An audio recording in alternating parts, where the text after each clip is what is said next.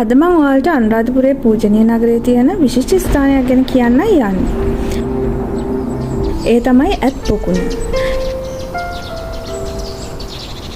ඇත් පොකුණ කියන්නේ අනුරාධපුරයේ අබේගිරි විහාර භූමියේ තියෙන පුරාණ ජලාශයක්.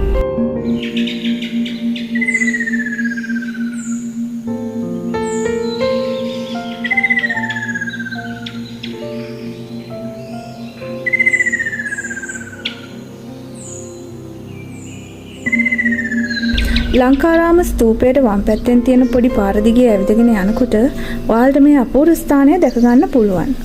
නටබුන් ගොඩක් මැද්ද තියෙන මේ නිර්මාණය ඇත්තටම පුදුම සහගතයි.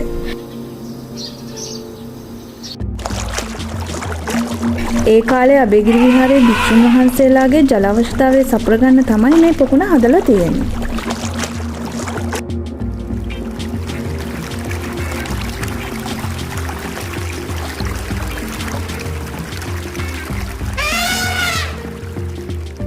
හැබැයි ඉතින් මේක පොකුණක් කිව්වට ඇත්තටම විශාල තටාකයක්.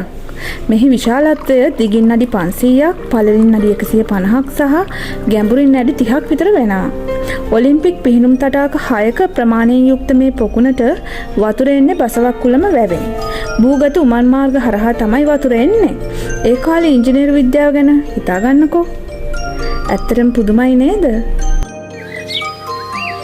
ඉතින් යාළුවනේ ඔයාලා අනුරාධපුරේ යනවා නම් අනිවාර්යයෙන්ම මේ ඇත් පොකුණ බලන්න යන්න.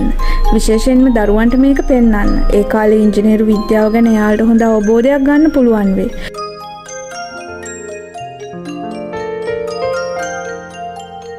ඔයාලට මේ වීඩියෝ එක හොඳයි කියලා හිතනවා නම් ලයික් කරන්න, කමෙන්ට් කරන්න, තව යාළුවොත් එක්කත් ෂෙයා කරගන්න. ආයෙත් මේ වගේ ලස්සන වීඩියෝ එකකින් හමු වෙමු. සුබ දවසක්.